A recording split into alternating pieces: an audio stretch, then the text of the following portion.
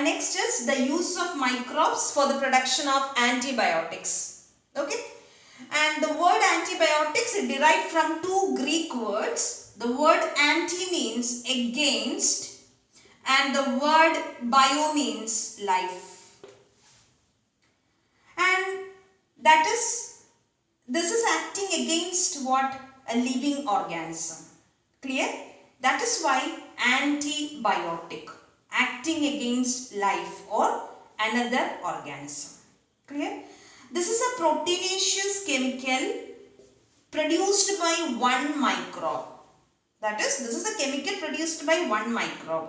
But one speciality, that is, this can kill another microbe.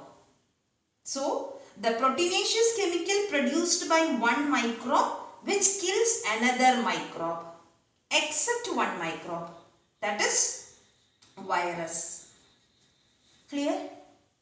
So, antibiotics can be defined as the proteinaceous chemical produced by one microbe which kills another microbe except viruses. That is why to control different kinds of pathogenic organisms, we take antibiotics. And this was an accidental discovery by a scientist, Alexander Fleming. Alexander Fleming, while working with the bacterium Staphylococcus, which causes throat infection in humans. Okay, that is, the Alexander Fleming, he was working with a bacterium called Staphylococcus that causes throat infection in humans. And the discovery, I told you, the discovery was accidental. Why? See, you can see the four different diagrams, right? This is the first culture, and this is the second, this is the third one, and this is the fourth one. So for his experiments, he made many cultures of Staphylococcus. The first diagram, you can see the colonies of bacterium, that is Staphylococcus. And the second diagram also, what? The Staphylococcus or the bacterial colonies are present. And the third diagram, we can see the presence of what? The presence of fungus called Penicillium notatum. That is, during his experiments, he observed that one culture was contaminated with a fungus Penicillium notatum. And later he observed another interesting thing, that is, the culture which carry Penicillium notatum lack Staphylococcus. See the diagram? You can see only what? The fungus. That is, the Staphylococcus is absent here.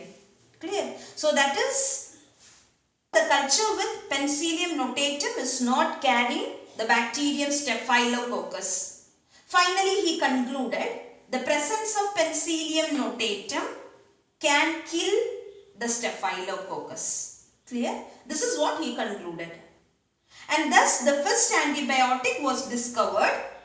That is, the penicillin was discovered in the year 1928. Clear? So thus the first antibiotic, penicillin, was discovered in the year 1928 by Sir Alexander Fleming. Who is known as the father of antibiotics? It is not Alexander Fleming, but it is an American microbiologist, Selman A. Waxman. He introduced the term antibiotic in the year 1942. Okay. Then the full potential of penicillin was discovered by an Australian pathologist, Howard Walter Florey, and German biochemist Ernest Boris Chain. They were awarded Nobel Prize in the year 1945. And then the penicillin was extensively used for the treatment of wounded American soldiers during Second World War, and it was found to be very effective. Thus it was called as wonderful drug. Okay. And more than 8,000 antibiotics known so far. And the source comes under the genus, that is, the source of more than 500 antibiotics, it comes under the genus Streptomyces. There are two different types, that is broad spectrum and narrow spectrum. What is the difference? Broad spectrum antibiotic, they target many types of bacteria. They target many types of bacteria. Okay.